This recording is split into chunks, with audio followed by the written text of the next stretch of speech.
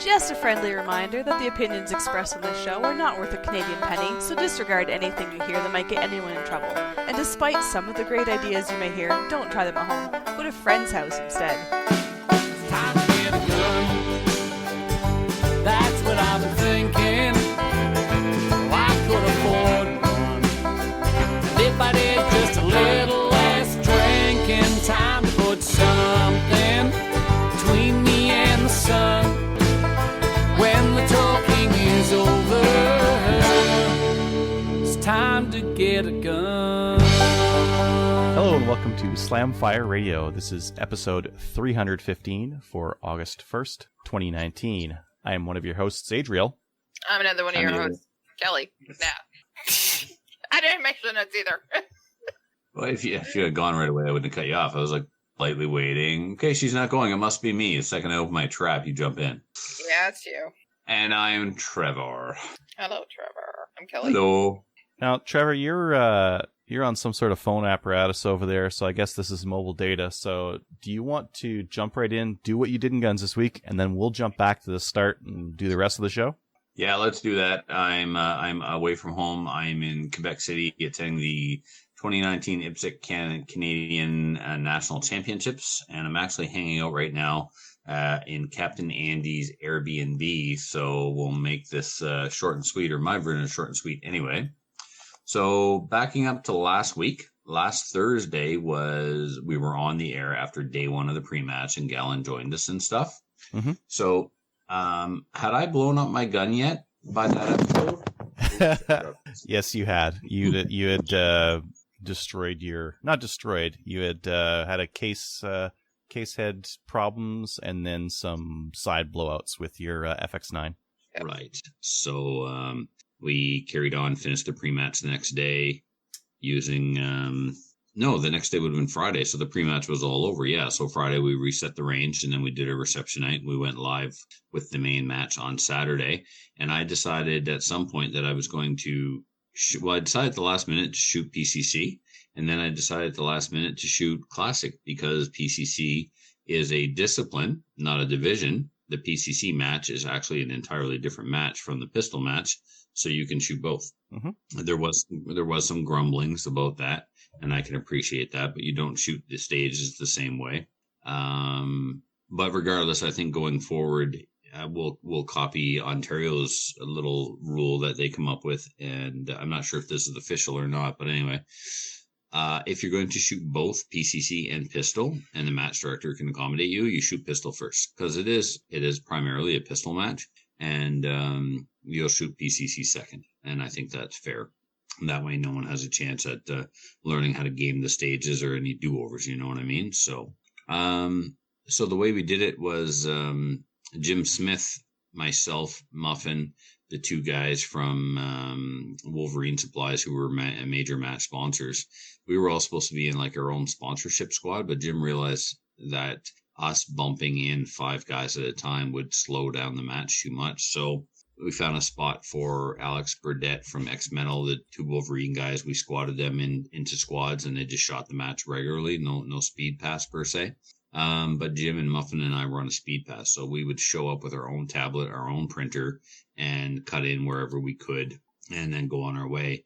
Muffin and Jim were there, they had to wait for the walkthrough, right? Well, I didn't need to wait for the walkthrough because I had already done it in PCC, and I wrote the walkthrough, so I was done really quickly. So what Jim and I did was I shot morning on Saturday, and then was the range master for the afternoon. He shot in the morning on he shot in the afternoon Saturday, and then in the morning on Sunday. So whenever he was shooting, I was range master. Whenever I was range master, he was shooting. So that worked really, really, really well. The match went off without a hook. There was a bottleneck that happened at the host stage. Not as bad as previous years. It's really hard to avoid a bottleneck there. It wasn't horrific. We had one squad that was taking longer than the other squads, and that kind of contributed to some of the lag, if you will, in the flow. But overall, it was amazing. The banquet was excellent. We had a really good prize table. We gave away like 7 guns. So I brought Gallon to the podium with me, because the way I was going to give out the guns was I selected a gun, and then I took the tablet and I hit random on the tablet, and whoever's name came up first got that gun. And then I went to the next gun, and hit random again. Whoever's name came up first, you got how this. You see how this goes. So FX9, first gun. I hit the tablet. Dude's name comes up. Call it 3 times. He's not here. You got to be in it to win it. So I don't care if you're out having a cigarette or if you're, we're moving on. But anyway, I just think he was not at the banquet. So Vlad Clue, sorry, man, you could have won an FX9, but you weren't there. We hit the tablet again, and my name came up. And this is why I had Gallon, right? This is why I had Gallon with me. I had Gallon reading the names off the tablet. So he clowned around and made the most of it as long as he could. And I was like, read the name or I'm going to stab you. So it was my name. And I immediately just went, I'm not taking it. I'm giving it to other Trevor. So other Trevor was sitting in front of me. Oh, that's nice of you. Yeah. So I won a gun and I immediately give it to other Trevor because, who deserves it more than him? He busts his ass all the time and has had a challenging year and a half. So, a little something for him. He deserves it. It would have been nice to replace the one that was broken, though. I was going to say. It's completely repairable, right? There's just 2 9mm bullets stuck just outside the chamber. We're going to do that hydraulic grease trick, and we'll be fine. Other Trevor has assured me I can borrow the upper for the next couple of matches, so that's good. So it goes around, comes around. I give him the gun, but I'm borrowing the upper. So, yeah. So then we had an amazing after party on Sunday at Muffin's place. He set up picnic tables and a barbecue and a fire pit. And Wes won PCC and celebrated a lot. He really put as much effort into his celebration as he did his match. And there may even be a meme to commemorate the celebration that I'll share it with you guys later. Wes didn't see it until like yesterday. Was that just because he couldn't see, or because he didn't get it? It took a day he drank a lot of moonshine. It took a day and a half for his vision to return. So he took a big gulp of moonshine. I went, "Hey Siri, set a timer for 10 minutes." Oh. Yeah. It took about 12 minutes before he finally popped. Yeah. But then Paul Barrow from Newfoundland, the more moonshine he got, I think the soberer he got, like his accent started to go away. You could understand what he was saying. And, yeah. So he got more relaxed. Yeah, exactly. It was an excellent party. Tracy from the CCFR attended the match, put in a booth. She was our keynote speaker and just knocked it out of the park as always. She got a much deserved standing ovation. It was just awesome. Her and Colin attended the after party as well. We set the tables up in a U shape, and we all sat around the tables, and we stuck Gallon in the middle, and we had story time with Gallon, and it was like having our own personal stand-up comedian. He gets better and better and better every time he does story time with Gallon. None of this could ever be aired or recorded or broadcast anywhere. It was really, really good though. So anyway, that was Monday. Sunday, that was Sunday night. Most of Monday was spent recovering. Tuesday, Muffin came to my place and we jumped in the truck, went to the post office. My Calgary Shooting Center pro staff jerseys arrived just in time to go to the match. So those are nice. Yeah, they're beautiful. Those are really nice. Yeah. So you can check pictures of those out, I think, on my personal Facebook, the show's Facebook, and the show's Instagram, where I speak in the third person. Tim Thomas thought that was kind of hilarious. He goes, "Did you just literally post in the third person? Trevor's going to represent." It's like, Yep. Only on our social media do we write in the third person. Anyway, so yeah, we went to Quebec City. So we're at the Nationals, and things are a little bit different this year. Hats off to IPSC Quebec. This is the first time in IPSC Canada's history where IPSC Quebec has hosted the Canadian Nationals. The Quebec CFO is incredibly hard on IPSC Quebec, so much so that he actually followed them to Ontario one time to watch the match they put on in Ontario, and then criticized them for it. Yeah, you're shaking your head, Adriel, but this is the thing. This is how militant the IPSC or the Quebec CFO is. He complains what the IPSC Quebec shooters do in other provinces. That is like just the epitome of anti-gun. So you're doing it at a base. Correct. So yeah, have to. Valcartier. Yeah. How is no impact there? What? No impact on you there. CFO has no jurisdiction on the base. That's right. There's no jurisdiction on the base. Have you ever shot without a backstop? It's incredibly liberating.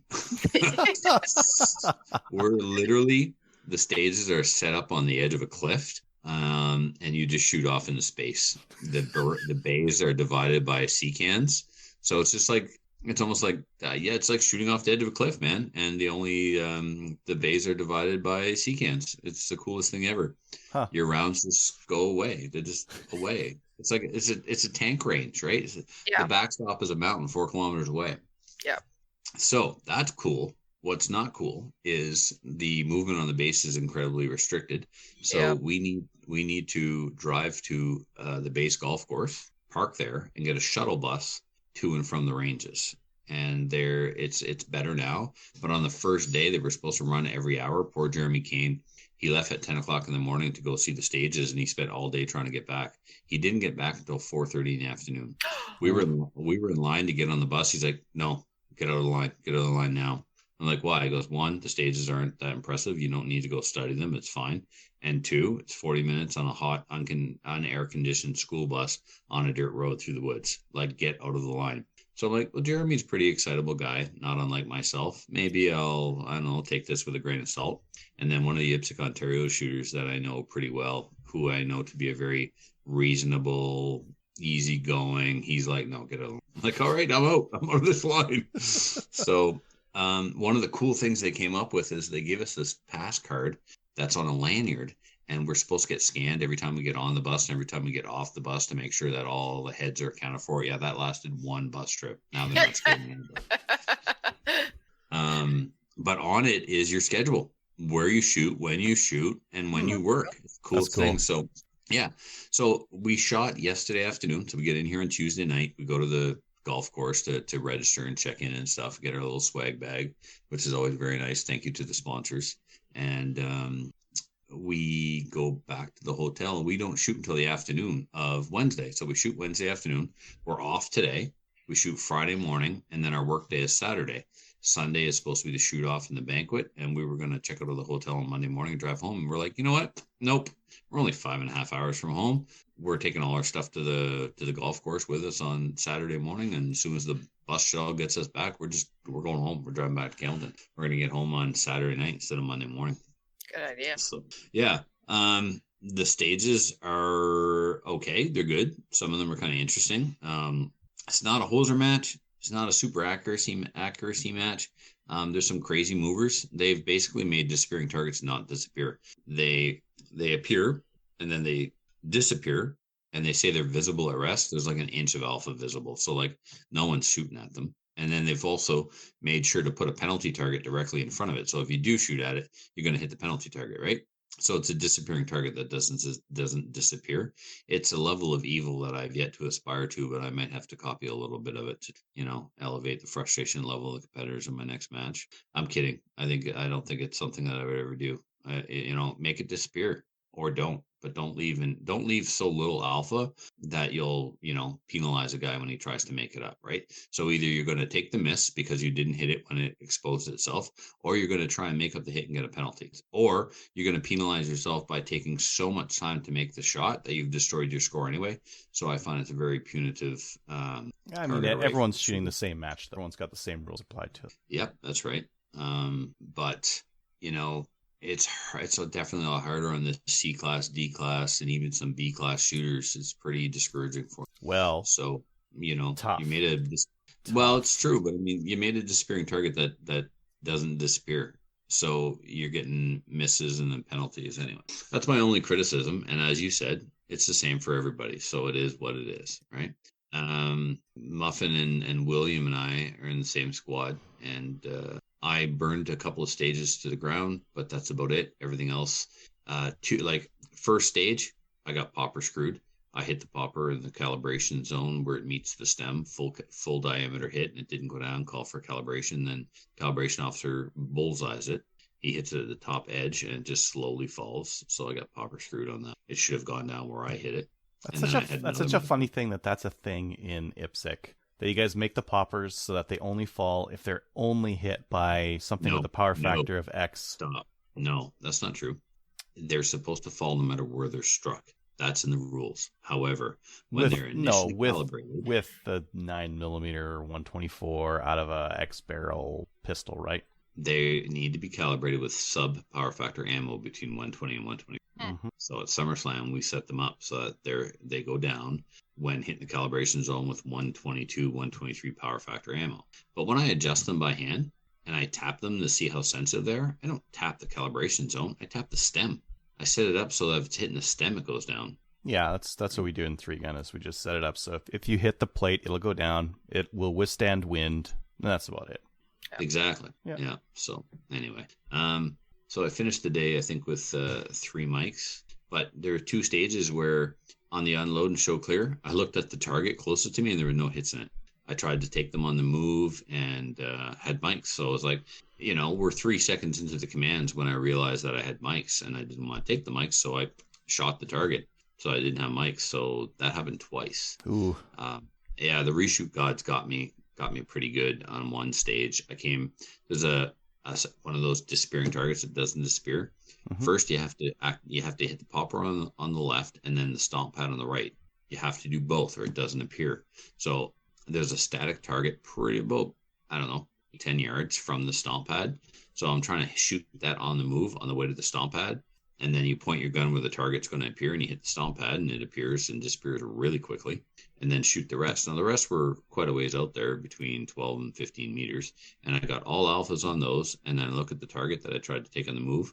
This was on my reshoot run and there was no hits in it. So I had to make up hits. Anyway, can you turn your phone horizontal? Is that a thing? Do you have the technology? Look. Oh, yeah, much better. Yep. Well, now you tell me. I could have did that a while ago, but I didn't know it was the thing. So there, how's that? Beautiful. All right. So yeah, that's about all I've got for the nationals. We go back and we shoot tomorrow morning, and then we work all day Saturday. I think we have 7 or 8 stages to do on Friday. So we should be out of there fairly early. We got to get up at the crack of stupid because we got to be at the golf course for 7 a.m. to get the bus for 7:30. So, how far away is it? It takes us about 25 minutes to get to the golf course, and then the bus ride is another 25 minutes for sure. We are going to do SummerSlam next year. That was decided.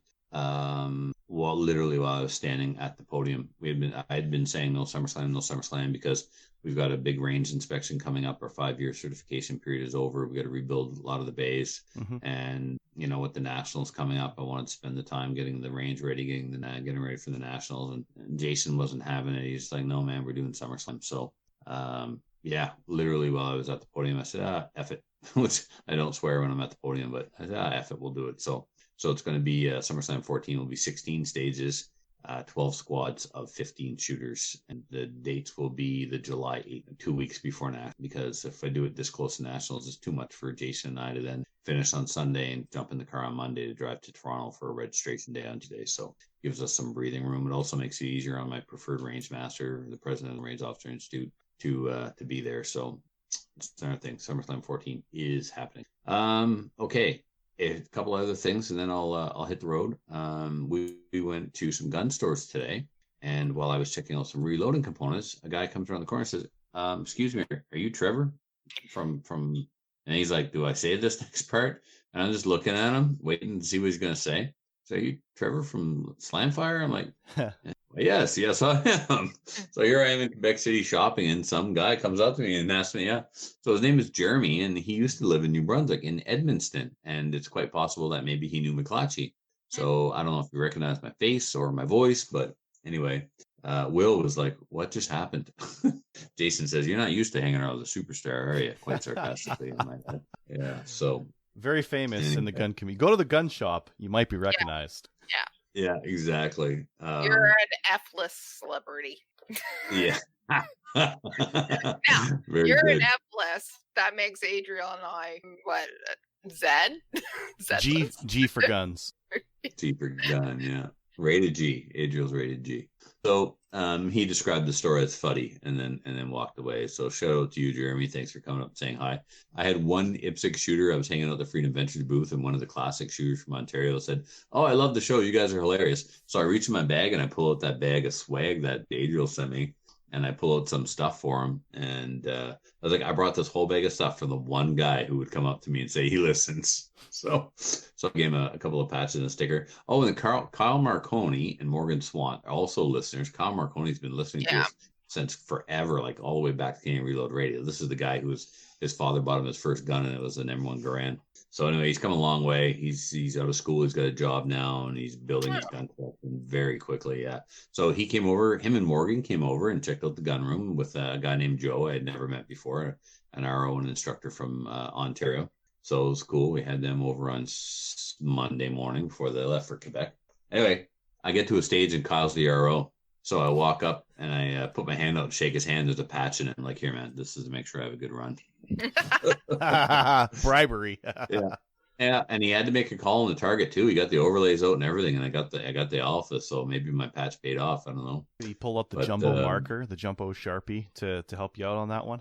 No, he didn't go that far. So anyway, you remember I was talking about the 28 gauge Cooey that I bought. That I was a little disappointed to see that it was a Cooey, but it had Winchester written on it. And then I found out that these are actually, in fact, more collectible because there's only a small number of them that have Cooey 84 and Winchester. So I'm in this gun shop today, and there's a 410 on the wall, and it's the same thing. It's a Cooey Winchester Model 84 in 410 this time. Did you buy it? It's kind of rough. Yeah, of course I bought it. It was only $120.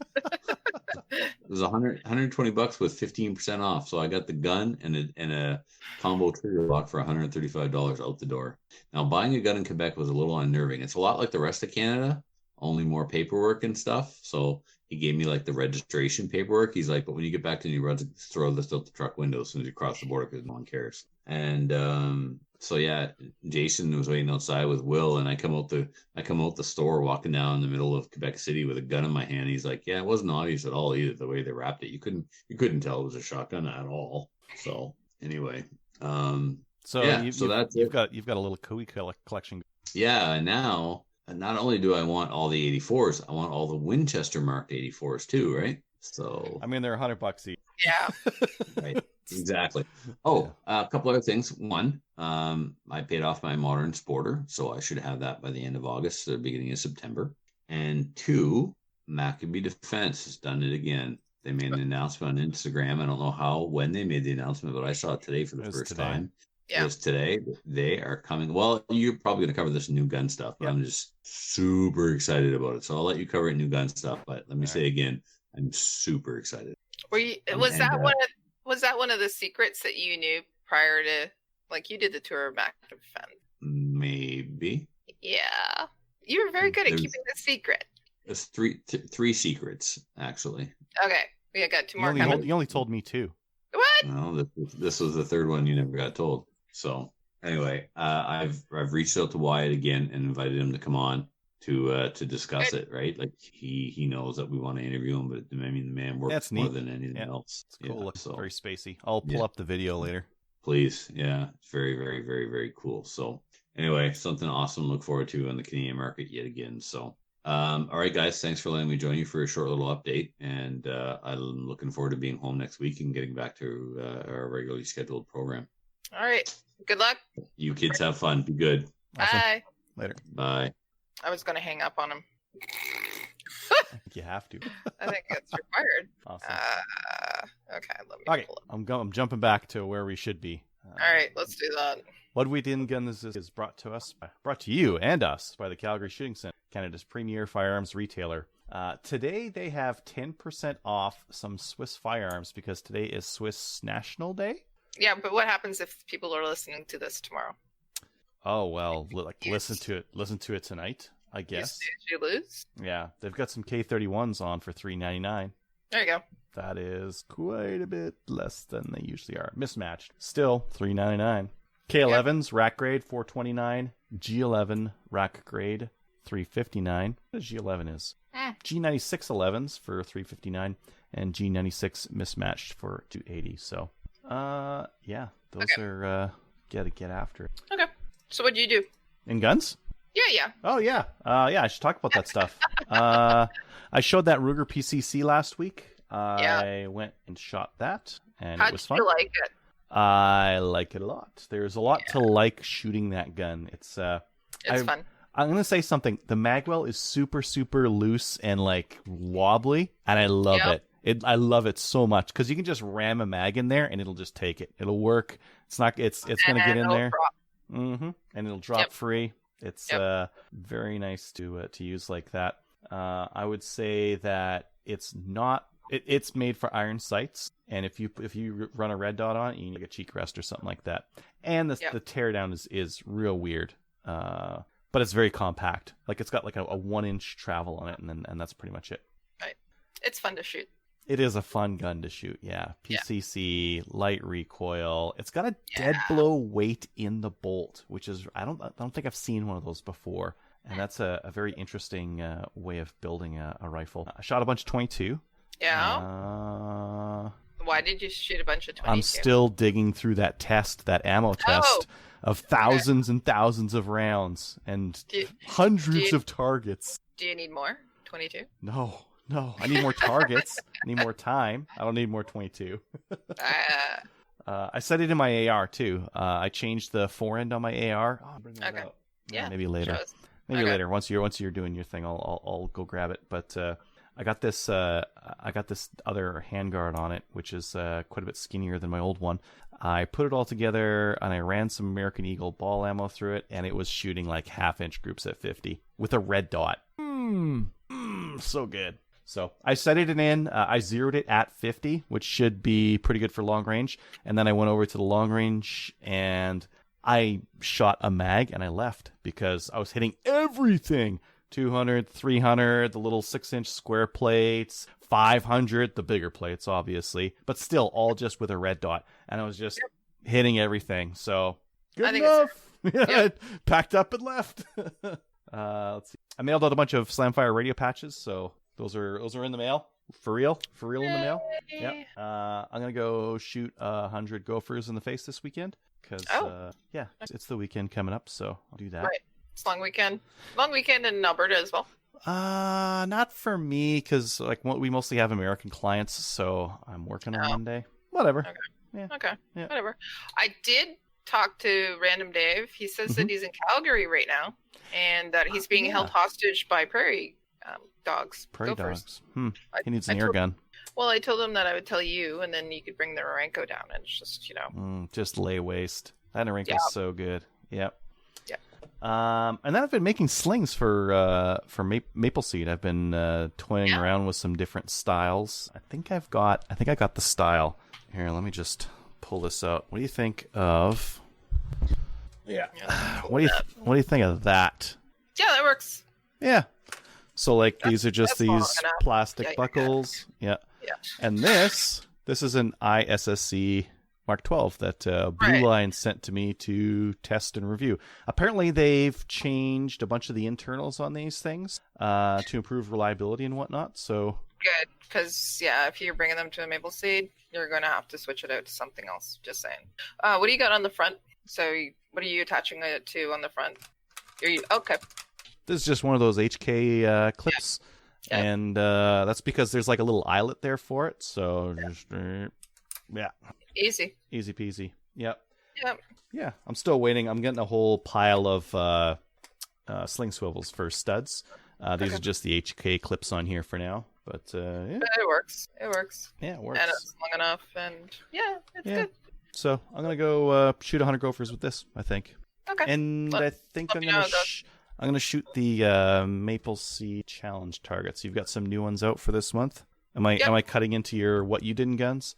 No. I'm going to shoot those. I'm going to shoot like 4 of those targets. Yeah. Okay. I think that's about it for me. One of the things I noticed online, it was kind of bugging me, was I've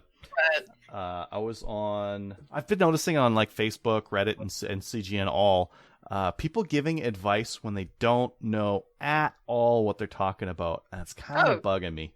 Yep. Yeah. I've seen a couple of times where there was a CGN thread where people were asking about a firearm for a particular style of shooting. I'm going to make this general, so I'm not like throwing anyone under the bus. They were asking about a particular style of shooting with this one gun, and the one guy came in there like, "Oh yeah, that's the gun. You got to use that thing. I would definitely use that thing." I've never shot this style of shooting before, and I probably never will, but I definitely use this gun. And it's like, man, what are like you don't know your butt from a hole in the ground on this. You've never done it, and yet you're coming across recommending it. It's just, and then like on Facebook groups and some of the other things, holster recommendations and gear recommendations has all been just like you see a couple of people commenting there who know what they're talking about and give a recommendation. There are twice as many people who don't know what they're talking about also giving recommendation, and that's kind of starting to irk me. So like someone new to the sport is getting a whole bunch of like some of the most of the advice is okay, but every once in a while there's a real stinker in there with someone who likes something, but that something just isn't very good. It's not very good for the thing. It would be a misstep to buy it, and that's not really what I did in guns. It's more of like something bugging me. Bugging you. Making Adriel mad, and Adriel doesn't get mad at anything, so it must be Gophers. Oh yeah, just get furious with them. So that's what the good thing is. Like, we say go and listen to Slamfire, because there's you with 3-gun, there's Trevor with IPSC. Like, there's some people here with some knowledge, or we get people on that has some knowledge. You've been to a couple of Maple Seeds, like what 22s are reliable and which ones aren't. Like, yeah. I would trust your opinion on that. Yeah. So, yeah. Like I see it sometimes on even like our discussion page, and I just shake my head and go, no, please don't listen to them. Yeah. But it is, people are trying to be helpful. Yes. That's what it is. Yeah. They're trying to be helpful, and they're trying to. I think a lot of people, like, it's part of wanting to believe that your own decision was the right one as well. I want to believe this is the right thing. I think it's the right thing. I think it's the right thing for you, and it starts. Just neither here nor there. I'm gonna go shoot a bunch of gophers in the face. Shoot a maple seed target. Your new one is 20 hits in 2 minutes. No, there's no time limit on it, but what you have to do is you're practicing your rifleman's cadence or your deliberate, controlled rapid fire. So basically, you want to actually hit the target or pull the trigger every time you cycle your breath. So yeah, there is no time limit on it. We're not saying you have to do it in 2 minutes, but 20 hits, you should be able to do it in 2 minutes. Should be able to do it a lot less than that, and should be pretty accurate if you're using all of your maple seed skills as well. So. I think it's entirely doable. For 8.5 by 11 to put them all in the 5, no problem. Oh yeah. I'm expecting you to do V-bulls. I think. Well, I don't have 20 rounds in mags for my Norinco, but I got a 20 round mag right here, so I could try this one. No, it says 2 minutes. It says aim for sub 2 minutes. Oh, aim for sub 2 minutes, but it says time limit. You do not have any time limit. But I want to go fast. Gotta go fast. Okay, remember, cycle with your breath. Okay, all right, every 4 seconds. So, however fast you breathe. What is that? 4 by 20 seconds, 5 by 6. Should be able. 15, minute 20. Yeah, minute 20 should be. So I'll squeeze out like 2 rounds per cycle, right? No, every cycle, 1 round. Okay. Steve Knox is doing these. He's done the last couple. He's fantastic. I really like them. And then I like the names he gives them as well. And then we put a little bit of... So today's is, what is it? Every breath. And when I posted it today, I said, every breath you take, yes. I'll be watching you. Yes. Very appropriate. Yeah. I'll be watching you. Make sure you do it on every breath. Take a shot on every breath. Yeah. Well, I haven't been able to shoot the last one, so I'm hoping that I'll be able to shoot this one. Maybe I'll go to the range this weekend. It's 3 days, so I don't have to work one of them. I'm hoping it's a long weekend, so maybe I'll get to the range this weekend. I didn't get there last weekend. Oh, by the way, are you done? Yeah. Oh, this is standing. Ooh. Yeah. Mm-hmm. Yeah. You'll be able to get them all in the V-Bowl, won't you? 5, not V. 5?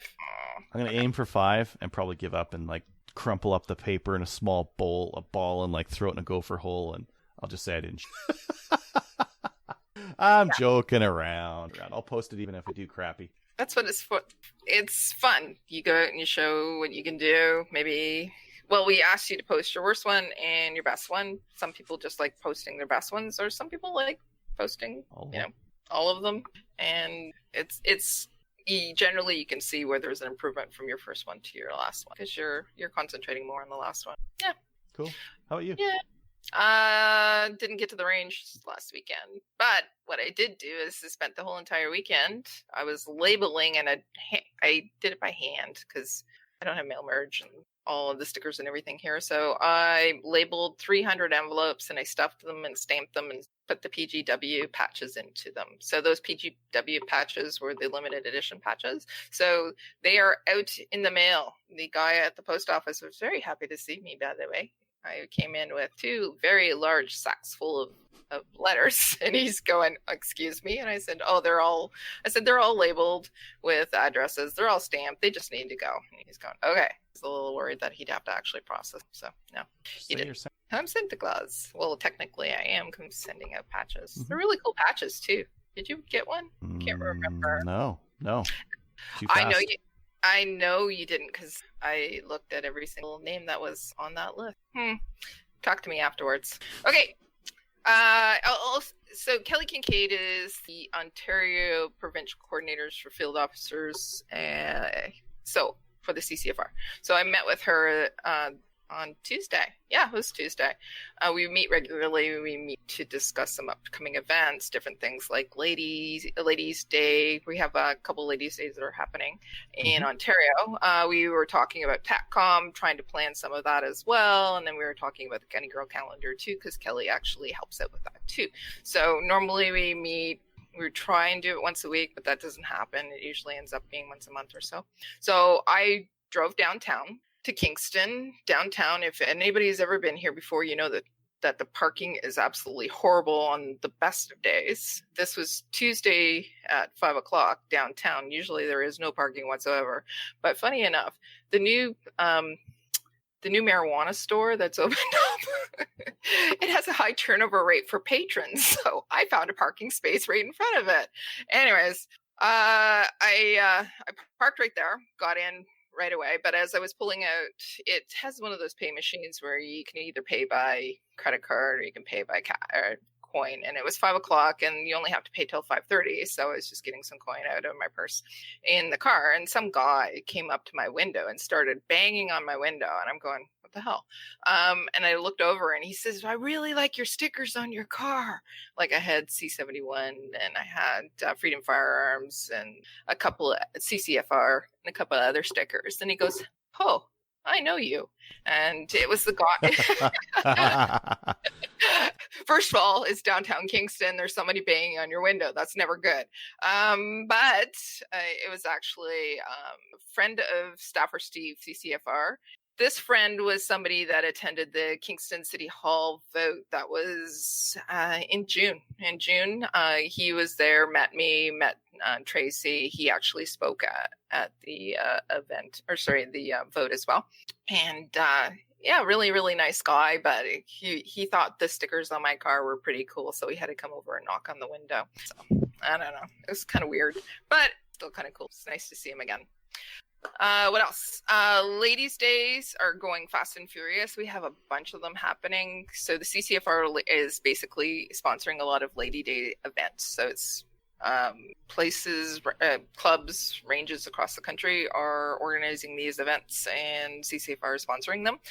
And so I've been helping out with that. We have a bunch happening next month, and a couple in September as well. Been fast and furious with that, but I just wanted everybody to know if their club is interested in hosting an event, just email me. So it's kelly.wheaton@firearmsright.ca, and I could probably help you out with that as well and get you some sponsorship for it. But let you know, for upcoming events, I've added some of those to the upcoming event section as well. So that's it. Oh, my dogs are barking. That's not my feet. It's my actual dogs. Okay. All right, let's move on to upcoming events. Okay, so August 3rd and 4th is the 2019 BC Three Gun Championship at Lone Butte. August 3rd, there's also a Three Gun Nation match at Lethbridge Fishing Game, as well as a Three Gun Nation match at Campbell River. August 5th, there'll be a match at BTSA. August 10th, there'll be a match at... These are all Three Gun matches, by the way. At Chaz and Cold Lake. August 11th, there'll be another one at BTSA. August 17th, there's going to be a match in Medicine Hat, Kamloops, and Peace River is also going to have a two-gun match. August 24th will be Cold Lake. And August 24th and 25th is also the UML. That's the United Multi-League District 15 Championship in Grand Prairie. So that's a large 2-day match in Grand Prairie. And I've been talking to Kyle from that match, as well as Everett from down south, and other guys. Come on, Peter, who is out of Saskatchewan, and these guys all run different rule sets with 3 guns. So hopefully we can get them to all come on to a show soon, and we can kind of go over what kind of rules we like and what we don't like. So let's just talk 3 gun. The next event, did you put this one in? CCFR EOSC Ladies Day. Do you want to talk about that one? Yeah, I did put it in, and yes. CCFR EOSC Ladies Day event is happening on August 11th, and it's at EOSC Range, which is just outside of Ottawa. So it's $35, and this will allow you and by the way, it's just ladies. No men allowed. $35 will allow you to shoot pistols, AR, shotguns, and rifles. There'll be giveaways. There's going to be light refreshments as well. The event is actually almost sold out. So if you're interested, ladies, sign up. You can do that either on Facebook, or you can go to the Eventbrite link. You can search it through Eventbrite, or I provided the link here and we can put it in the show note. The other one that I was going to tell everybody about was the Drumheller and District Shooters Association. It's going to host a Ladies' Day event on August 24th. Shooting is from 10 a.m. to 4 p.m. There's going to be giveaways. They're going to actually have lunch too, which is awesome. The cost is $50, and you can register. You do have to pre-register, but they also said that there can be some walk-ons too. So I don't know. If you would like to get more information about the event or sign up for it or what have you, there's an email link as well. It's ddsashooters@gmail.com. So email them or check out Facebook, because there's a posting on there as well. So you can get details there. Just wanted to let you know about both events. You do not need a PAL to attend the event. And also there's going to be one-on-one instruction for everybody at the event as well. So it's going to be safe, secure. Everybody's going to have eye and ear protection as well. Yeah. Yep. Did you talk to them about that event when you were down last time? Yep. Yeah. You mean the Drumheller one? Yeah. Yeah. So when I was there, I said, hey, they asked. You should do. So the president, Terry, he's a huge fan of not only the CCFR, but Project Maple Seed, and also the Podcasters Charity Shoot. Had such a great time. He said, you guys come back anytime. He said, listen, we're having a Ladies' Day event on the 24th of August. You think you can get out here? And I went, probably not. I'm having I think there's 3 events on that particular day. So I said, no, I couldn't do it. But we're also looking at planning for next year as well. So we're going to do ladies events, but we're also looking at doing more Maple Seeds and Lady Seed. They just want us to stay a week, basically. So and longer. Yeah. Yeah, not happening, but a whole week. But I'm sure they can stay a couple. Really, really huge supporters of the gun community. Such a nice range, too. It's probably the most beautiful range I've ever seen. Yeah, very picturesque. Yeah, definitely. Yep. Cool. Okay. All right. Why don't we move on to news? The first news item, I'm just going to... I don't know if you're going to be able to see this, Kelly. No, you can't. Whatever. The Hoogloo factory... burned down? Yeah, started on fire. Yep. That's sad news. So how bad? Well, apparently all their stuff inside was okay. A couple people got sick, and there's some, smoke damage and whatnot. Well, not to the roof. The roof is pretty burned. But apparently it'd be back up sooner or later. I don't know. So they said the rifles or the shotguns. Yeah, they're okay though. I don't know if I trust something that's been through a fire. I actually wouldn't trust something that's been a fire. But it's case hardened, flame hardened. Apparently it started it's really flame hardened now. Yes. Yeah. Let's see here. We've heard back from our rep at the factory, but he isn't sure where our guns were. We'll report back when he knows more. That's Prophet River reporting on that. So interesting. Do you have one? A Hoogloo? Yeah. I do not. Do you? Nope. There's only one person that I know who has one. They're available at SFRC, but Summer Tracy's daughter has one. She loves it. So I don't have one. Maybe it's something we should talk about in our listener feedback, because I think somebody's asking about shucks there. Okay, cool. Yeah.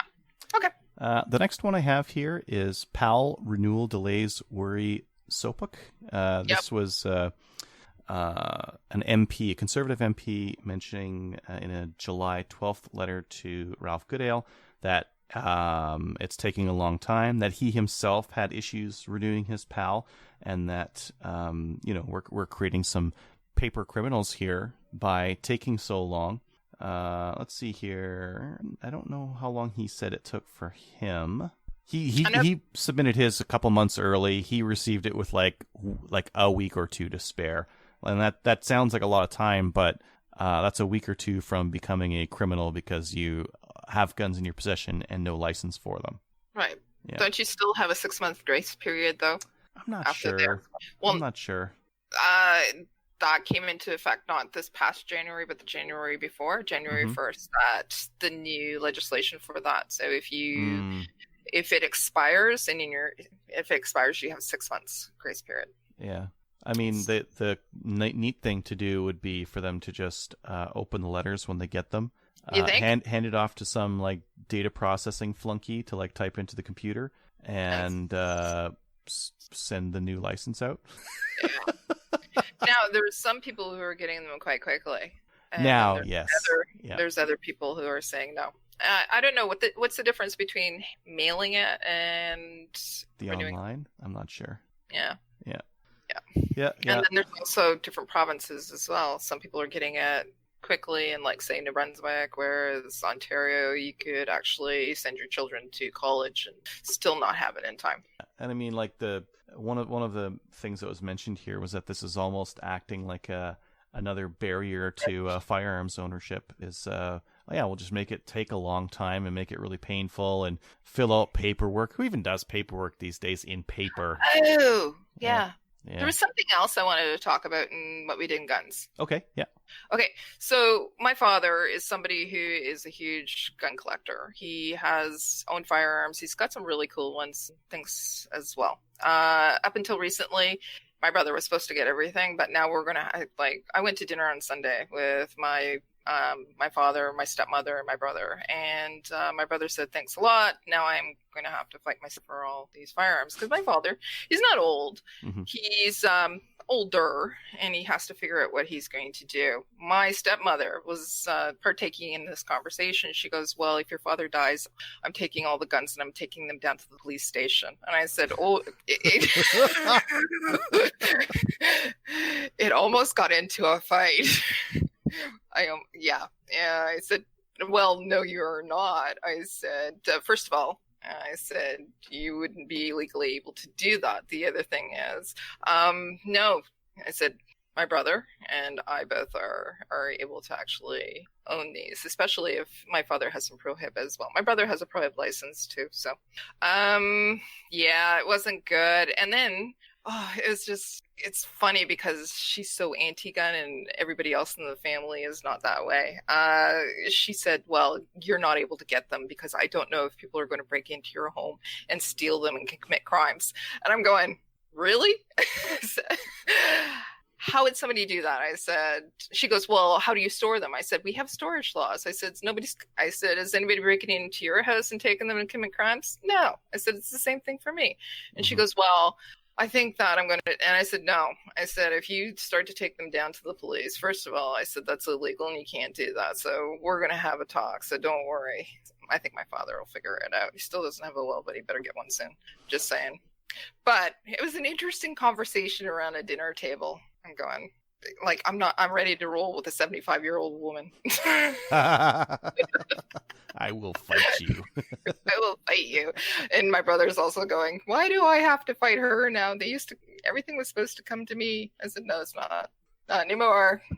Yep. Sweet. Sorry, that was another conversation I had this week. I thought it was actually kind of funny, though. But that's how people think, especially older. Yeah, that's some real weird ideas. I'm going to take these down to the your stuff legally. Well, no, she wants to take them because she doesn't want them in the house. And she says that she doesn't want any criminals to get them and use them against people and kill people. That's literally what she said. And I'm going, are you kidding me? And I said, well, right now, I said, they're downstairs in a couple of safes. I said, is Dad taking them and killing people? No. So, you know, your points are invalid right there. So it's you know, it is that type of thinking that we're battling every day. So that's why we have advocacy groups as well. But, and it's also the same thing. We also see it with people, especially who are elderly, right? Let's say it's predominantly the male will own the firearms. And when he passes away, the widow doesn't know what to do with them. She just wants to get rid of them and will either call the police or call somebody and just get rid of them and not get paid for them or gotta get paid, honey. Yeah, it was a good conversation. Cool. Yep. Back to the news here. Yep. This isn't really a gun one, but it's kind of a gun one, so I wanted to just throw it up here. Gordon Ramsay sparks outrage by shooting a goat on a new Uncharted TV show as viewers brand him the worst. Do you think he really cares? Like, seriously? No. I'm actually kind of glad that he did. I mean, like, as a chef, you have to look at the sources of your food, and I think like taking your goat off of a hillside is definitely knowing where your food's coming from and you know what it was all about, right? So the headline was that vegans and vegetarians were labeling him the worst ever. So no, I think like meat eaters would label him as the worst too. I've seen this before. It was just so I read the one with the vegans and vegetarians. So even meat eaters were labeled. Absolutely, because really? Yes, absolutely, because meat eaters don't like look at this at like a hunting as cruel because they're disconnected from their like what happens to actually get their meat. Well, it's a little bit of education then. I love all caps.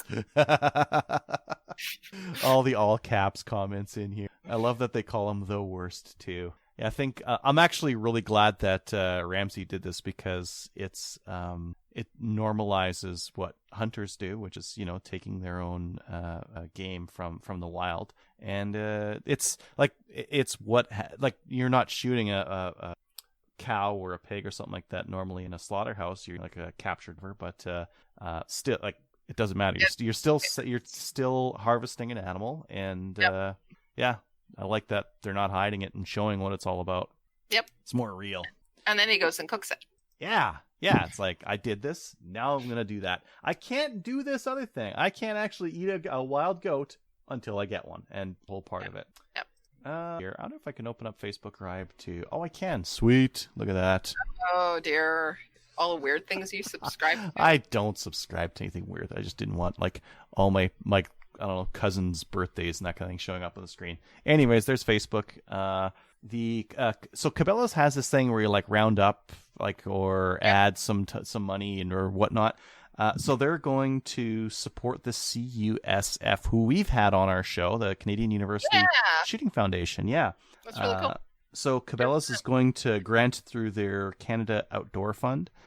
Support will come every cent goes to helping nonprofit organizations such as ourselves at Cabela's. So think about that every time you round up your next purchase. They've asked me a couple times. I'm like, I don't know what this is all about. Now I do. It's this thing. It's USF. Yeah. So it's what it is doing is encouraging people to shop through them and donate that way. So it's very smart marketing. This sounds horrible, but like, one of the things that Cabela's as an American company does better than Wholesale Sports did in all their time in Canada was support local causes, because Wholesale didn't do any of this kind of stuff. Yep. I know that's horrible to say, but Cabela's is a better Canadian company than the Canadian company. Cabela's, we were able to get into Winnipeg directly because of Cabela's and somebody at Cabela's. So with Project Maple Seed. So it is a good company. And if you want to support us on the link, do you think, hey, we get a kickback anyways. Yeah. But it's not rounding up. We could do both. No, we could. Both. Yeah. The next one I wanted to pop up, this one came across, I think it was on Reddit or I saw it. There's actually a bunch of gun articles in the last week here, a whole whack of them. This one was funny because the title is not actually what the article is talking about. Yeah. Take a look at the title, Gun Violence, a Crisis in Toronto, Somali Mothers Group says. But then when you go on to read the article, that's not really what they're saying. They're saying that it is a crisis, but they're talking about community outreach programs and having the police more involved with the community and speaking with youth about guns and gangs and that kind of thing. I think that what they're trying to do is prevent the gun violence in communities, and those are some of the ways that they can do it. Prevent violence and homicide. The gun Correct. violence part of it, where it says at the top here that gun violence is a crisis. Actually, they're talking more about no, it's this gang initiative and the fact that so many of their kids are getting involved in some of this stuff. Gangs, yeah. Yeah. So exactly. Yeah, it's interesting. The editorialized. That's why. I saw it on Yahoo News. Yeah. Well, that makes sense. Here I was like, man, why is Yahoo editorializing this? Oh, it's because it's CBC source. That's why. That makes sense. It's overall, whether violence, gang involvement, break-and-enters, drug dealing, whatever. All right, let's go on some new gun stuff here. I put it's a full conceal folding Glock, or I think they missed out here. They could have just called it a fold-a Glock, and I think that would have been a way better idea. I don't know what the utility of this is in Canada here, because the fact that we can fold a Glock up isn't useful. But you can fold it; it folds down, and then it's more convenient. If I was Trevor, I'll pretend I'm him. Mm-hmm. This is stupid. Move on. No, just kidding. Why? The question is why. Well, if you're in the U.S., it would probably fit into a back pocket, right? If you could do a folded Glock frame with a Glock 19 or a Glock 24 or something like that with a smaller mag, it would fold down. This looks silly because it's got a Glock 17 mag in there, and it's humongous, right? It's got Yeah, the handle hinges. It's kind of neat. No. No, not allowed to have. No, fun is forbidden. No. So it has a hinge, and the hinge is right where the trigger guard is. Yeah. So I'm showing this on the feed, by the way. You can't see it, but I'm showing it on the feed to everyone. Okay. Yeah. That's the weak spot. Yeah. I mean, it's a folding Glock. It's kind of neat. It's got some little hooks in there, so I imagine and the trigger guard is real weird looking. Yeah. It's got a flat screw in there that kind of looks like it should be on a tractor. But I know. Spencer, your mission is to buy one of these and try it out. Let us know. Yeah, pull this one. Do we want to do this one? There we go. Can we have a drum roll? It's Macui Defense, new spacey. What do you want to call that thing? Space AR. It's got angles and stuff on it. It's all angly. It's futuristic. It's like the SLR, but space. Yeah, it is. Space SLR. Space LR. Space LR. I should be in marketing. I'm good at naming stuff. That's a space. You LR. are in marketing. So Adriel has this link. Oh. Yeah, I've got it up, and they can see it. Yeah. Yeah. So you have to actually answer a bunch of questions before being added to this group, but it looks pretty cool. They have it on Instagram too, if you want to see it without answering the question. I haven't gone into the group, obviously, because I don't have time to answer the questions right now, but how much is this going to be? Do they have a retail price on it? Nah, there's just some renders. I am playing the renders for the people who are on the live feed so that they can see it. It's rotating around. It's just imagine space, and you've got it. Space. It's really cool looking. I don't think it's horrible at all. That's my recommendation. It's not horrible looking at all. Wow, what a glowing recommendation. Yeah, it's pretty cool looking. Yeah. Do they have a date as well when this one is available? On there. Adriel. Date and price. No, this is super early. Yeah. Take a look at these renders. They look really sexy. Oh. That's it. Yeah, I think they're reducing the weight on it. So it should be a lighter upper. Looks like it's pared down a little bit. Yeah. All right. We'll have to shoot Trevor's because we know he's getting one. You know what? You should review one because that's what you do.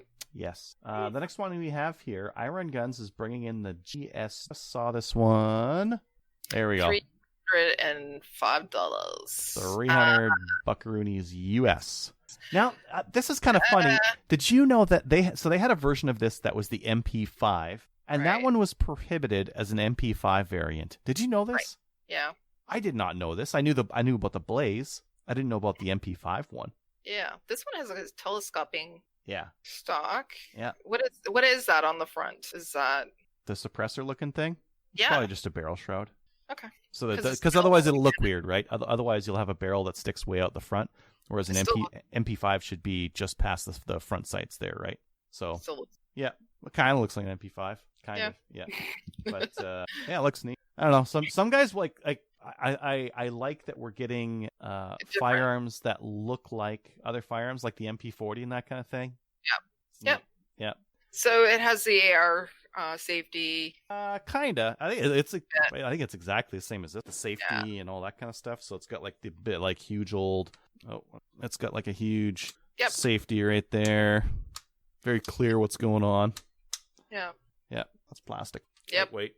Another plastic. This is like a really light gun. A lot lighter now. Yeah. Today there's no main topic. We're catch up, but I think we're gonna have next week. Next week. I'm not here tomorrow, so you're on your own if we're doing tomorrow. Tomorrow. Yep. I don't think It's- I'm gonna do a show. Okay, it's next week, everybody. Okay. Hopefully we'll have Matthew and Trevor and Random Davis. Cool. YouTube questions. I don't really see a lot on there. There's a little bit of discussion about Bolt versus. Maybe we can dive in on that. Bolt versus Semi for Maple Seed.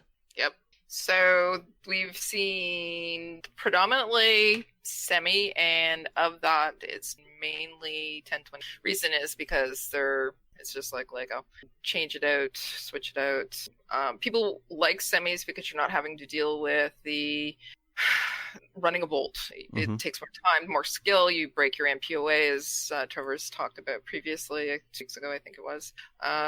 So people mainly use semis, and we recommend that they use semis. And the reason is because they can concentrate on basically learning the fundamentals, getting those down pat, and then you can switch over to bolt action. There's a lot to learn, and trying to fit the learning and the bolt during the timed stages is It's a lot a lot. to think about. Yeah. Right. For bolt action, the one that we see the most on the line is the Savage Marlin. Mhm. That's about it. We see some Marlins, Remingtons, but it's mainly The Ricos? No, not a lot? not that. There's one guy. His name is Adriel. Yeah, he brought one. We've seen Cooeys. Please don't bring your Cooey. Please not. Yeah, some. Yeah, that's about it. Yeah, those are the recommendations I have. If people will email me or they'll message me, okay, what should I be looking at? All right, what do you want? If you want bolt, here's my recommendations. If you want semi, here are my recommendations. It also depends on the person as well. People are asking about for kids or for females, small females, or also themselves if they're bigger. Depends on the person's body. But you can always, again, if you go with a 1022, you can change out the stock. It's very easy to change it out to Lots of them out there too. So anyways, there's other things that are beneficial for it. Everything has a pros and con.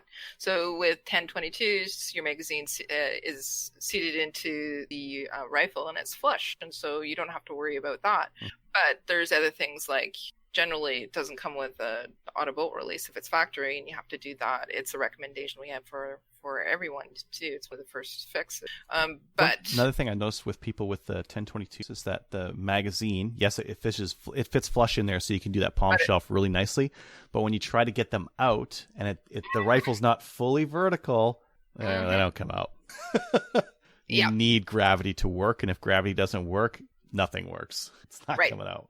So that's one of the things we recommend people do as well. Use gravity. Why are you fighting it? Use gravity. Every rifle has a pro, every has a con. Norinco bolt action has no cons. It is exactly what you need. Yes. No but downsides. You're somebody who's been able to practice that, and you run it like, what is it? Snot on a, I don't know. It's not a factory gun either. I've applied a little bit of gunsmith to work better. Yeah, more better. Much more. Yep. Yeah, there's been lots of talk about that, but other than that, not All right, we'll head on to listener feedback. Listener feedback is brought to you. Armory DC Gunsmith. Armory DC Gunsmith is a full-service gunsmith specializes in firearms refinishing. He offers hot bluing, parkerizing, and Cerakote finishes, as well as wood refinishing. Check out his online of new and used guns, firearms, accessories, optics, or at dcgunsmith.ca. Just have this in here. I'll read it, and you want to comment on it? We can both discuss it because he's asking about shotguns. Dear All right. Slamfire, I have a few shotgun questions. Do you have an opinion on the Remington V3? Also, okay, first, opinion of the V3. Yeah. What's your opinion of it? I don't have one. You have one, don't you? No, I don't have one. They're actually fairly new. They're a little bit more inexpensive, I believe, than the Versamax, but otherwise very, very similar. There's something that's happening, like some firearms manufacturers these days are releasing lots of new versions of firearms rather than just making the same firearm for like decades at a time. Like the Versamax is not an old shot. It's a very new shotgun. Right. And yet Remington's already coming out with new shotguns that are kind of in the same space as it. But they just change it or tweak it just a bit. Yeah, and in ways that aren't like, I don't know, don't seem that substantial. It's kind of like Glocks. Well, I don't know. Yeah, the V3s are 3-inch only, so they don't do 3.5, which I believe all the Versamaxes. But they do the same trick with like the ports and covering it and whatnot. So I don't know why. Now, is he asking about the Remington V3 because he's considering it and also because of the cost option? Ooh, I don't know. Let's read on. Okay. Maybe we'll get a clue. Also, what other pump or semi-automatic shotgun would you suggest, considering it will be used mostly for informal clay shooting 5 or 6 times a year, and a weekend or two of November grouse or rabbit hunting in a fairly dense eastern Canadian woodland, so there's snow fairly often. So if it's a semi-auto, reliability with light loads is important. It needs to have a simple field strip procedure. Since I hunt in cold weather, I field strip my guns at the end of every hunting day and let all the parts heat up and wipe the moisture off before assembly. And he puts in brackets there, I might be about rust. Not if you have a Remington. That's just the right amount of paranoia for a Remington shotgun and rust. Maybe even a little bit more. Maybe some other requirements. I actually like that he's got a nice list of. I'd rather carry a heavy shotgun that has less felt recoil than a light one. It has to be 12 gauge. Interchangeable chokes are a must. For a safety in the rear of the wrist, not a deal breaker. My budget is Remington V3, so $1,100 or lower, preferably lower. Many thanks for your wisdom. Keep up the great Jay. So what do you think? It has to have interchangeable chokes? Yeah, I kind of agree with that too, just to be more flexible. Either that, or what about, it doesn't really match his field strip. And this might be me recommending something because I like it, not because it's a good recommendation for him. Well, what is it? What about one of those over-unders that TradeX has? None of the shot he needs is 3.5, is 3-inch or 3.5-inch. He's doing clays, rabbits, and grouse. That is all lightweight stuff. 2 3/4, maybe some number 4s if you want to get crazy, but mostly 7.5 or 8 for trap and that kind of thing. No steel, all lead shot, right? An over/under or a side-by-side from TradeX. They've got some of those used European ones for right around $300-400, and you get 2 chokes with those because the upper and lower will be a different choke, and it'll be 12 gauge, and felt recoil will be it'll be there. The field strip though, not simple. Like to get into the trigger mechanism, it's not going to happen. But like in my opinion, you would just spray that stuff down with some oil, and the parts you would field strip would be take the barrel and the fore end off and that kind of thing, right? What was the one that the Benelli knockoff that? Nah, I couldn't recommend it at this point. Well, I have a Benelli. I like which one? The Nova? Yeah. The Nova's a good shotgun. If he wants a good pump shotgun, the Benelli Nova is fantastic. Right.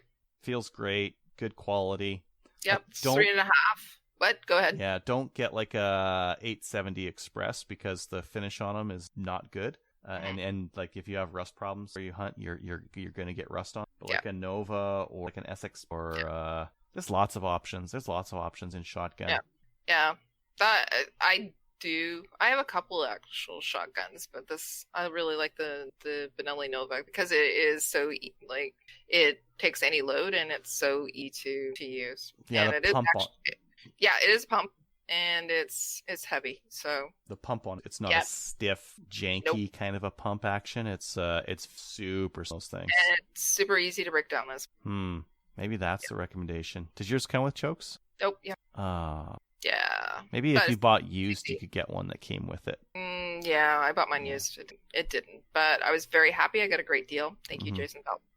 So, Yeah. but I really, really like it, and it's super easy to use. I've actually had, an 8-year-old using it. Yeah, I had a stand behind, and 12-year-olds and women. It's a little bigger, a little larger, but it is super reliable and easy to use. I find it Maybe you- hilarious having like 8-year-olds shoot shotguns. It doesn't. You just got to make sure their shoulders are right against it, and it'll send them for a ride. Yeah, Cool. target load, Yeah. something. It cycles reliably.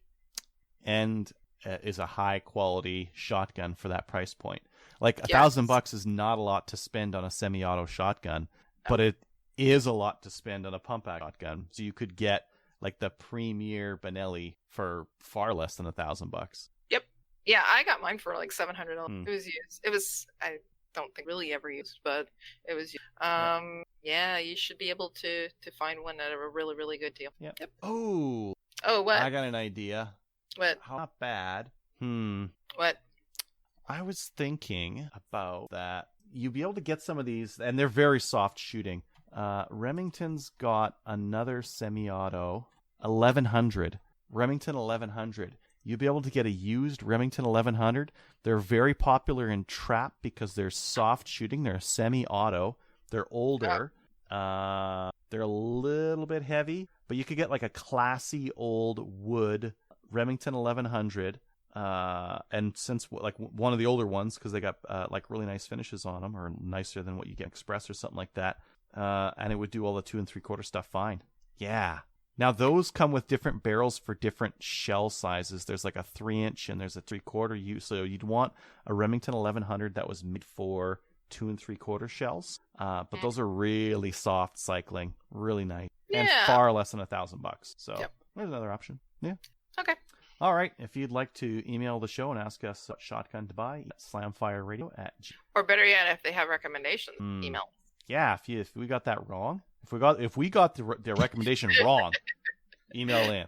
Tell Hey, us. Adriel, remember at the beginning of the show when you said I hate people when they're talking about things they don't know? Oh yeah, that's us right now. Yeah. How much shotgun rabbit hunting do you do, Kelly? I do 0 shotgun rabbit hunting, I only shoot rabbits with 22s, so I'm also the but we both have shotguns. I have a couple of them. even grouse. I shoot my grouse with 22s too. I don't Really? use a shotgun. Yeah. Oh, yeah. You just Trevor- you see them and you're like, oh, there's one over there, and you walk so that you're like 25 yards and you shoot them in the head. What's Done. Trevor been using with the red dot now? Oh, that typhoon. Oh, the Typhoon with a red They're dot. about $1,000. Yeah. If you want to get definitely a talking to with the DNR, roll around the woods with a Typhoon F12 with a red dot on it. There's lots of And it comes with different chokes. Hey. or a door break or a Yeah. muzzle brake on. Yeah, the real pokey one that you get. That's handy for rabbits. Now we're just, yes. Thanks for if you'd like to review us, don't talk about just one on there, but review us on those podcast apps like Stitch Tunes and Podbean, PodTunes, and whatever other kind of podcatcher things you got. It helps the show. Okay, get more do we visibility. really, do we get any reviews? We get iTunes and we get Podbean or BeanPod or Mhm. whatever the hell it is. But that's it. We don't get anything from Mhm. Stitcher. We don't get anything from Spotify or anything else, do we? I don't know that I've even looked. Or I have like the login. Anyways. Let's see. There is a Stitcher thing for us. There is reviews on there from 5 years. Okay, that's a thing. It is a thing for reviews there. We are on Spotify, but I don't think you can review podcasts on Spotify. But it's cool to listen on there, so thank you. Yeah. Add us to your Soundfire favorite. Radio. Yeah. I don't know. To the person that took the time 5 years ago to write us a review on Stitcher, thank you. There was multiple. There was 3 on there. Oops. All right, shout-outs. Sure. I don't have any. I don't have any yet. Not this week. Maybe next week. Maybe. Patreon supporters. We don't have any new ones for this one, but if you'd like to, head on over to patreon.com/slamfireradio. Help us out. We typically throw the money towards video cameras and headsets and hosting and whatnot so that we can bring the show to you. I totally lied to you. Okay. About what? When did you lie? The shout out. I do have a shout out. Okay. I'm allowed to I can put it in wherever I want. I would like to give a shout out to Tracy Wilson and also to Filthy, because Filthy is pretty freaking amazing. He is helping us out with printing targets. Him and his boss are target suppliers, and they do it at a really, really good cost for us so that it doesn't break our bank. But he is all the way down in New Brunswick. So we were going to have one of our directors go down to New Brunswick at some point. They were down there anyways and pick up these targets. But Tracy Wilson was at SummerSlam, and she has brought back to Ontario almost all of our targets so that we can have our supply for the fall. So I wanted to give a shout out to her because she's fantastic. It really helped us out, especially with getting some targets that we needed. And the target quality that you guys have this year, I don't know if it was last year as well, it's so good. Like, they're really stiff cardboard stock. The ones from when I shot the last qualifier I shot are like a little bit more papery. These new ones are like cardboard. They're stiff. Like it's it's 100 weight, so they are providing those at a cut rate cost for us. They're not they're giving us a really, really good deal. I tried to price it out here in Kingston, and there's even if we had to have them shipped from New Brunswick, it would have cost us a lot less to get the targets printed there. And not only that, but the company that Filthy works for, they bring in kids and adults with Down syndrome and challenges as well, and they get them to work in that environment. Basically, they give them jobs. So I think it was a good thing that we decided to keep our targets there being printed. Yeah. Well, one of the cool things about having like a higher quality target is that your MQT is kind of like it becomes a wall piece, right? Because it's such a nice quality of paper, and it's kind of like a moment in time. It's not just like a crappy paper target. It's a nice quality thing that you can pin up on your wall, and it'll stay nice and crisp. It's easier for us to score as well. Yeah. We typically rains at Maple Seeds, but we're able to see what you're actually hitting. Some of the targets when it was raining, especially when it was really raining, there was some. It gets hard. It got really hard, especially if the target was integrating. So these new ones, fantastic. Yep. Where are we at here? You can also support the show by visiting our website and clicking on the links for Cabela's. Please join one or more of our national firearms associations, such as the CCFR. Check us out on Gun Owners of Canada. Like us on Facebook, and we'll see you next week. So if you have any comments or questions for the show, please send an email to slamfireradio@gmail.com. Now go grab a gun and shoot something. When the talking is over, it's time to get a gun.